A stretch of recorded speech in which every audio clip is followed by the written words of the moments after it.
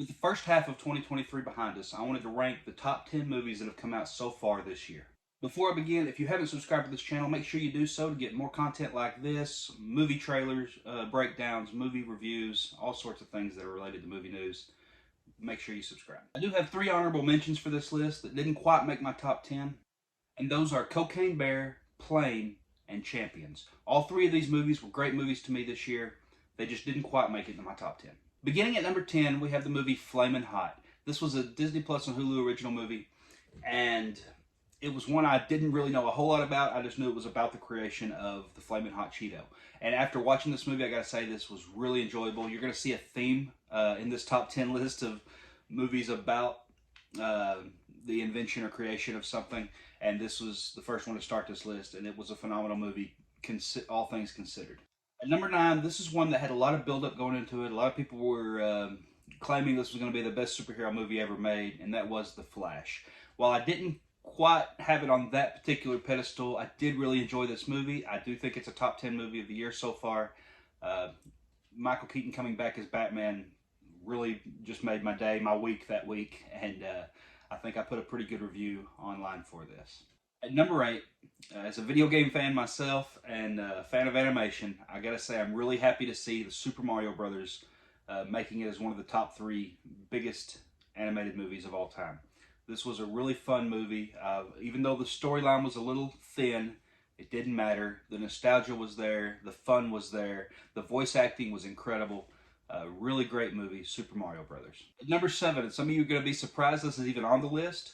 I'm not the biggest fan of a lot of the live-action Disney remakes of their animated properties, but The Little Mermaid absolutely hit for me. This was a big surprise. I got excited watching the trailers, but I knew, okay, these look good, but is it going to be another Peter Pan and Wendy fiasco? But after watching the movie, I gotta say I walked away really enjoying it. I actually like some of the actors in this better than the original voice cast. I think Halle Bailey is an incredible talent. Melissa McCarthy surprised as Ursula in a very positive way. If you were worried about Little Mermaid, go check this one out. It was really fun. Number 7 on my list. Number 6, I actually have a scary movie on here. Or to me, at least, it's a scary movie because I get scared at everything. But it is Megan. This came out in January, and it took the world by storm. I don't know that I would have even watched this because I stay away from a lot of horror movies, unless it's one that my wife really wants to watch. But I gotta say, I watched this, and I'm actually excited for a sequel. So that's how much I enjoyed this movie. Now we're into our top 5, and our number 5 is one that I didn't expect to be on a top 10 list this year, but it's actually even made it to my top 5, and that is Tetris, starring Taron Egerton. And this is the story about how Tetris came to be in the United States on Game Boy, all that good stuff. And it's a really fascinating, intriguing story. And I know it's based on a true story. I'm sure there's some liberties taken here, but either way, fantastic storytelling. This is one of the best movies of the year. Number 4, to me, James Gunn never disappoints. And he did what I didn't think he could do, is take it to another level with Guardians of the Galaxy Volume 3. This was one of the best superhero movies of the year. It was one of the best superhero movies in the last several years. And there's so much heart to this that even the humor takes a back seat, because there's a lot of humor, but there's so much heart, so much emotion. And even on characters like Drax, that normally is just there as a punching bag, really incredible performance there. And just the entire cast, knowing this is their last hurrah, and together anyway, with this particular group of Guardians, it really was something special and something fun to watch in theaters. At number 3, when I went to watch this movie, I knew it was going to be fun. I knew it was going to be an adventure, but I didn't expect for me to enjoy it quite as much as I did. And I didn't expect to walk out of the theater, at least at that time, for it to be my favorite movie of the year up to that point in March. And that is Dungeons and Dragons.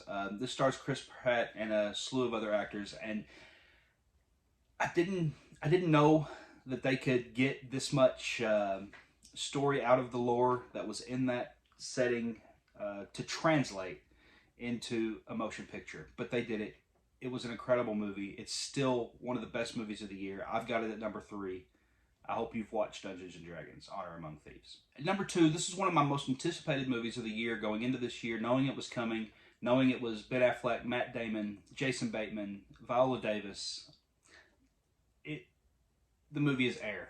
If you haven't watched Air, this is a movie about the start of the Air Jordans, and they do an incredible thing with Michael Jordan in this movie, where they don't really ever show his face. He doesn't really get any talking or any dialogue, and it works so well because it keeps it focused on the story of the shoe, and what an incredible story it is. Viola Davis as MJ's mom. Oh my gosh, she's always phenomenal. What can I say? But this is one of the best movies of the year. I will be surprised if this one doesn't get nominated for an Oscar. That's how good this movie is.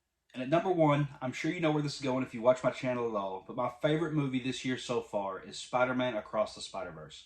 This is now probably my favorite comic book movie ever made. It takes what was already a stellar movie in the first Into the Spider-Verse movie, and it ups it another level. I know I've got some friends that have a problem with the way it ends. That's okay. Overall, the story, the animation, the voice acting, the way it flows from scene to scene, it's a work of art. It's a work of genius. I cannot praise this movie high enough. Maybe you disagree with me, that's fine, but this was my favorite movie of the year, and I honestly don't know if there's anything going to come out this year that's going to top it. We'll see. But right now, Spider-Man Across the Spider-Verse is my number one movie of 2023. Do you agree with my choices, with my picks? If not, let me know in the comments. Tell me what I missed in this list. Should I have included something like Fast 10, John Wick 4, Creed 3, some of those big blockbuster movies that I left out of this list? Let me know in the comments. I'd love to hear your thoughts. Film is subjective. Not everything I say is going to be what you agree with, so that's just fine.